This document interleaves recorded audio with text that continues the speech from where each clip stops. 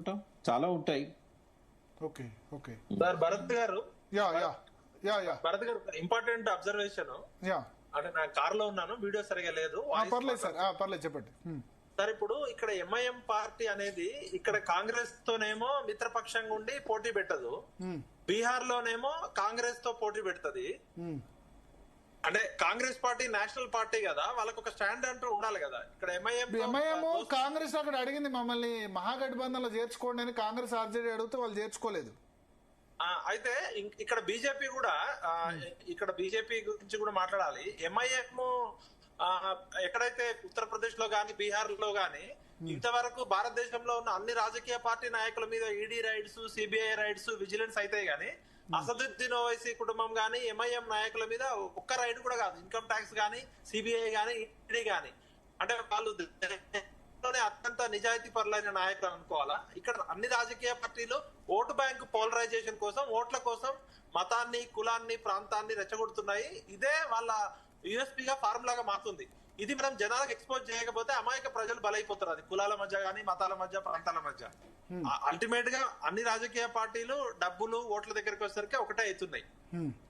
Okay okay అంటే ఇప్పుడు MIM Akbaruddin Owaisi comment చేశారు, మీరు గుర్తు తెచ్చారు.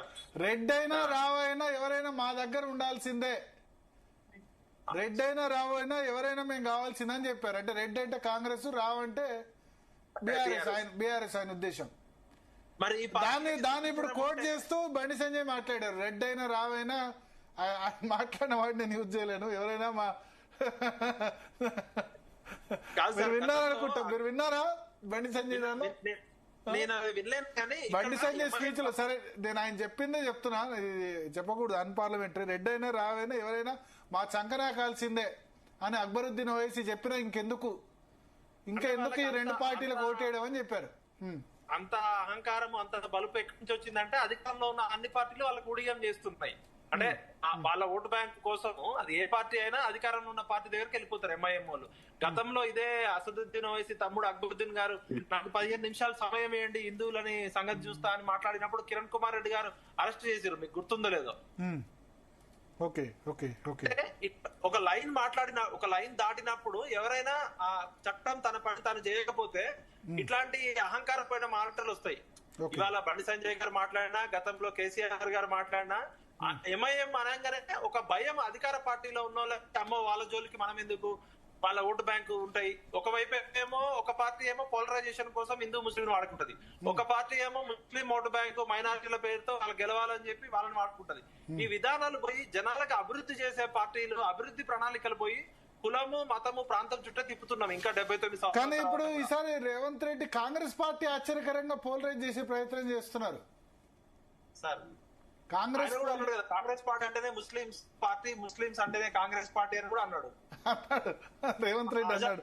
పైగా పాకిస్తాన్, ఆపరేషన్ సింధూర్ ఇవన్నీ బీజేపీ కదా మాట్లాడాల్సింది. రేవంత్ రెడ్డి యూజ్ చేశారు. పాకిస్తాన్ వాళ్ళు తంతే అక్కడ మన ఆర్మీ వాళ్ళు ఇటు వచ్చారని చెప్పి, పాకిస్తాన్ మీద బాంబు లేకుండా ఇక్కడ కార్పెట్ బాంబింగ్ చేస్తారా అని చెప్పి మాట్లాడారు రేవంత్. మొన్న అమీర్పేట చౌరస్తాని ఎన్టీఆర్ చౌరస్తాగా మారుస్తాము, 4 కోట్ల మంది తెలంగాణ ప్రజల మనోభావాలకు భిన్నంగా ఎన్టీఆర్ గారిని అందరం గౌరవిస్తాము, ఎన్టీఆర్ గారి ఇక్కడ ఘాట్ ఉంది, ఎన్టీఆర్ గారి విగ్రహాలు ఉన్నాయి. ఇప్పుడు కొత్తగా 4 కమ్మల ఓట్ల కోసమో 4 ఆంధ్రాల ఓట్ల కోసమో తెలంగాణ అమీర్పేట చౌరస్తాని ఎన్టీఆర్ చౌరస్తాగా మారుస్తాను, విగ్రహం పెడతాను, ఎవరు వస్తారో చూస్తా, మూసీలేసి తొక్కుతా, అడ్డంకి వస్తే అంటున్నారు. అంటే ఓట్ల కోసం దేనికైనా దిగజారే ఈ రాజకీయ నాయకుల సంస్కృతి వల్ల అంటే కాదు ఒక చిన్న బిది బ్రదర్, అంటే ఎన్టీ రామారావు గారి విగ్రహాన్ని పెట్టడం అనేది దిగజారుడుతనమా? మీరు మాట్లాడేది ప్రియా గారు, ఎన్టీఆర్ గారు అనేది మొత్తం క్లారిటీ అడుగుతున్నాను సార్.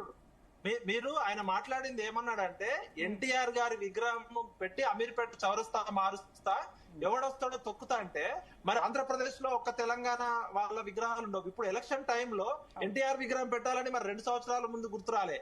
జూబ్లీ వాటిని మేము కూడా ఖండిస్తామండి. ఎందుకంటే వినండి ప్రియా గారు, మీరు వినండి, విన్నాక మాట్లాడండి. ప్రియా గారు మీరు విన్నాక మాట్లాడండి. ఆయన ఏమంటాడంటే ఎన్టీఆర్ గారి విగ్రహం పెట్టి అమీర్పేట చౌరస్తా అని ఎన్టీఆర్ చౌరస్తా మారుస్తా అన్నాడు. ఆయనకి నిజంగానే భక్తి ఉంటే ముఖ్యమంత్రిగా చేయొచ్చు కదా. జూబ్లీహిల్స్ ఎలక్షన్ లో 4 ఆంధ్ర సెక్టర్ల ఓట్ల కోసమో 4 కమ్మోళ్ళ ఓట్ల కోసమో మాట్లాడుతున్నాడు అనేది అందరికీ తెలుసు. అంటే ప్రాంతాన్ని, కులాన్ని, మతాన్ని, విద్వేషాన్ని రెచ్చగొట్టి ఓట్లు రెచ్చగొట్టడం అది ఏ పార్టీ అయినా ఏ నాయకుడైనా. ఇప్పుడు పొరపాటు ఎవరు చేసినా క్షమాపణ చెప్పొచ్చు. నేను కూడా గతంలో కేసీఆర్ గారిని అనరాని మాటలు తిట్టినాం, అప్పుడు క్షమాపణ చెప్పినాం. మొన్న రేవంత్ రెడ్డి గారిని బీసీ ఉద్యమంలో అగ్రెసివ్ గా ఒక మాట దొరికినప్పుడు మేము క్షమాపణ చెప్పినాం. కానీ ఓట్ల కోసం ఎంతకైనా దిగజారే సంస్కృతి అనేది మంచి పద్ధతి కాదని నేను చెప్తున్నా. ఎన్టీఆర్ గారు అనేది అందరు భారతదేశం అంతా అంటే గౌరవంగా చూసుకుంటారు, కానీ ఓట్ల కోసం ఆయన విగ్రహాన్ని పెట్టి రాజకీయం చేయొద్దని మేము అంటున్నాం. శరత్ గారు చాలాసేపటి నుంచి వెయిట్ చేస్తున్నారు, ఇప్పుడు వచ్చారు సార్. ఓకే, ఎట్లా శరత్ గారు